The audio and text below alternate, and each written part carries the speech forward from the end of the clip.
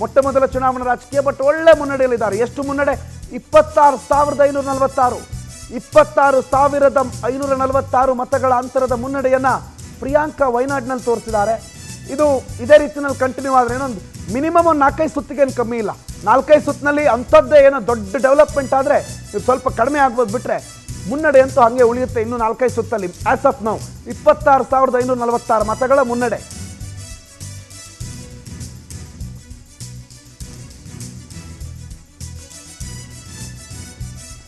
CP. Yogeshwar ಚನ್ನಪಟ್ಟಣದಲ್ಲಿ ಈಗಲೂ ಕೂಡ ಮುನ್ನಡೆಯನ್ನು ಕಾಯ್ದುಕೊಂಡಿದ್ದಾರೆ. ಸಿ.ಪಿ. ಯೋಗೇಶ್ವರ್ ಅದೇ ಒಂದು ರೀತಿ ಹಾವು ಏಣಿ ಆಟ ನಡೀತಾ ಇದೆ, ಹಗ್ಗ ಜಗ್ಗಾಟ ನಡೀತಿದೆ. ಈ ಹಗ್ಗ ಜಗ್ಗಾಟ ಹಾವು ಏಣಿ ಆಟದಲ್ಲಿ ಸಿ.ಪಿ. ಯೋಗೇಶ್ವರ್ ಮುಂದಿದ್ರೆ ಈಗ 26,546 ಮತಗಳ ಅಂತರದಲ್ಲಿ ವಯನಾಡ್ನಲ್ಲಿ ಕಾಂಗ್ರೆಸ್ ಅಭ್ಯರ್ಥಿ ಬಹಳ ಸ್ಪಷ್ಟ ಮುನ್ನಡೆಯನ್ನು ಕಂಡುಕೊಂಡಿದ್ದಾರೆ. ಸೊ ವಯನಾಡ್ನಲ್ಲಿ ಯಾರಿಗೆ ಗೆಲುವು ಅನ್ನೋದನ್ನ ನಾವೀಗಲೇ ಲೆಕ್ಕ ಮಾಡಬಹುದಾ?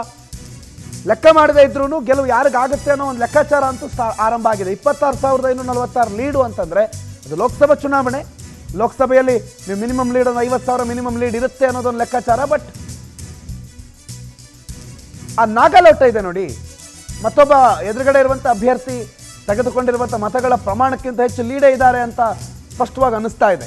ಸೊ ಇಲ್ಲಿ 26,546 ಮತಗಳ ಲೀಡು ಗೆಲ್ಲೋದಕ್ಕೆ ಭಾಳ ಪ್ರಮುಖವಾದಂಥ ಸೂಚನೆ ಕೊಡ್ತಾ ಇದೆ. ಗೆಲ್ತಾರೆ ಅನ್ನೋದನ್ನು ಈ ಲೀಡ್ ಹೇಳ್ತಾ ಇದೆ. ಬಟ್ ಈಗಲೇ 8:44 ಇದು ಮಿಥಮ್ ಅಂತ ಹೇಳೋದಕ್ಕೆ ಸಾಧ್ಯ ಇಲ್ಲ. ಬಟ್ ವಯನಾಡು ವಿಚಾರಕ್ಕೆ ಬಂದಾಗ ಫೈನ್ ಆಗುತ್ತೆ, ಗೆಲ್ತಾರೆ ಅನ್ನೋದು ಲೆಕ್ಕಾಚಾರ ಇದೆ. ಮತ್ತು ಅದು ಕಾಂಗ್ರೆಸ್ನ ಭದ್ರಕೋಟೆ, ಕಾಂಗ್ರೆಸ್ ಗೆಲ್ಲುತ್ತೆ ಅನ್ನುವಂಥ ಕ್ಷೇತ್ರ. ಹಾಗಾಗಿ ಅಲ್ಲಿ ಪ್ರಿಯಾಂಕಾ ಸ್ಪಷ್ಟ ಗೆಲುವನ್ನು ತೋರಿಸಿದ್ರು ಏನು ದೊಡ್ಡ ಆಶ್ಚರ್ಯ ಇಲ್ಲ. ಸೊ ವಯನಾಡ್ ಲೆಕ್ಕಾಚಾರ ಹೀಗಿದೆ. ಮಹಾರಾಷ್ಟ್ರದಲ್ಲಿ 9 ಪಕ್ಷಗಳ ಚುನಾವಣೆ ಕಣದಲ್ಲಿರೋದು. 4,200 ಅಭ್ಯರ್ಥಿಗಳಿದ್ದಾರೆ. ಆಡಳಿತಾರೂಢ ಇಂಡಿ ಒಕ್ಕೂಟಕ್ಕೆ ಮಹಾಯುತಿ ಒಂದೊಳ್ಳೆ ಪೈಪೋಟಿಯನ್ನು ಕೊಡ್ತಾ ಇದೆ. 127 ಕ್ಷೇತ್ರಗಳಲ್ಲಿ ಮಹಾಯುತಿ ಮುನ್ನಡೆಯನ್ನು ಕಾಯ್ದುಕೊಂಡಿದೆ. ಆಡಳಿತಾರೂಢ ಮಹಾಯುತಿ ಮತ್ತು ಮಹಾವಿಕಾಸ್ ಅಘಾಡಿ ನಡುವಿನ ಕ್ಷೇತ್ರ. ಕಾಂಗ್ರೆಸ್ 97 ಕ್ಷೇತ್ರಗಳಲ್ಲಿ ಮುನ್ನಡೆಯನ್ನು ಕಾಯ್ದುಕೊಂಡಿದೆ INDA ಮೈತ್ರಿಕೂಟದಲ್ಲಿ.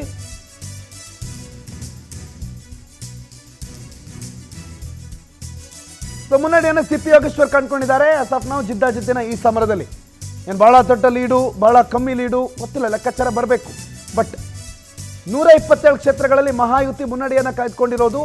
ಇನ್ನೇನು ಮ್ಯಾಜಿಕ್ ನಂಬರ್ ಹತ್ರ ಬಂದುಬಿಟ್ಟಿದ್ದಾರೆ. ಅವ್ರಿಗೆ ಇನ್ನೊಂದು ಬೇಕಾಗಿರೋದು 16 ಕ್ಷೇತ್ರ ಮ್ಯಾಜಿಕ್ ನಂಬರನ್ನು ಕ್ರಾಸ್ ಆಗೋದಕ್ಕೆ. ಆ 16ಕ್ಕೇನು ಕಡಿಮೆ ಇಲ್ಲ, ಆರಾಮಾಗಿ 16ರನ್ನು ರೀಚ್ ಆಗಬಹುದು. ಯಾಕಂದರೆ ಲೆಕ್ಕ ಆಗಬೇಕಾಗಿರೋ ಕ್ಷೇತ್ರಗಳೇ ಇನ್ನೂ 46 ಇದೆ. ಆ 46ರಲ್ಲಿ 16 ಕ್ಷೇತ್ರಗಳನ್ನು ಮುನ್ನಡೆ ತಗೊಳ್ಳೋದು ಭಾಳ ದೊಡ್ಡ ಮ್ಯಾಟ್ರ್ ಆಗಲ್ಲ. ಬಟ್ ಇಂಡಿ ಒಕ್ಕೂಟ ಅಲ್ಲಿ ಒಳ್ಳೆ ತುರುಸಿನ ಸ್ಪರ್ಧೆಯಲ್ಲಿದೆ. ಬೆನ್ನಿಗೆ ಬಿದ್ದಿದೆ 109, 129 ಇಬ್ಬರ ನಡುವಿನ ಡಿಫ್ರೆನ್ಸ್ 20 ಇದೆ. ನಾವು ಇದನ್ನೇ ಎಕ್ಸಿಟ್ ಪೋಲಲ್ಲೂ ಕೂಡ ನೋಡಿದ್ವಿ. ಈ ಡಿಫ್ರೆನ್ಸ್ 20, 25 ಈ ಡಿಫ್ರೆನ್ಸ್ ಇದಕ್ಕಿಂತ ಭಾಳ ಹತ್ರನೂ ಆಗಲ್ಲ, ಭಾಳ ದೂರನೂ ಹೋಗಲ್ಲ ಅನ್ನೋದು ಇನ್ನೊಂದು ಕಡೆ ಲೆಕ್ಕಾಚಾರ. ಬಟ್ ಮಹಾರಾಷ್ಟ್ರ ಏನಿದೆ ಅಲ್ಲಿ 90 ಜನ ಬಂಡಾಯ ಸ್ಪರ್ಧಿಗಳಿದ್ದಾರೆ. ಬಂಡಾಯವೇ 90 ಜನ ಸ್ಪರ್ಧಿಗಳಿದ್ದಾರೆ. ಸೊ ಎಲ್ಲಿ ಒಡೆದು ಹೋಗುತ್ತೆ, ಯಾರಿಗೆ ಮತ ಹಾಕ್ಬಿಡ್ತಾರೆ ಏನಂತಂದರೆ ಮಹಾರಾಷ್ಟ್ರದಲ್ಲಿ ನೀವು ಲೆಕ್ಕಾಚಾರ ಮಾಡೋದೇ ಭಾಳ ಕಷ್ಟ. ಮಹಾರಾಷ್ಟ್ರದಲ್ಲಿ ಈಗ NCP ಅಂದ್ಕೊಳ್ಳಿ, ಯಾವ NCP ಓಟ್ ಹಾಕೋಣ? ಇಂಡಿ ಒಕ್ಕೂಟದ NCP ಓಟ್ ಹಾಕೋಣವಾ, NDA ಒಕ್ಕೂಟದ NCP ಓಟ್ ಹಾಕೋಣವಾ? ಇದರಲ್ಲಿ ಅಜಿತ್ ಪವಾರ್ NCP ಯಾವುದು, ಶರದ್ ಪವಾರ್ NCP ಯಾವುದು? ಇನ್ನು ಶಿವಸೇನೆ ಬಂದರೆ ಶಿಂದೆ ಶಿವಸೇನೆ ಯಾವುದು, ಠಾಕ್ರೆ ಶಿವಸೇನೆ ಯಾವುದು? ಉದ್ಧವ್ ಠಾಕ್ರೆ ಯಾವ ಶಿವಸೇನೆ ನಿಂತಿದ್ದಾರೆ?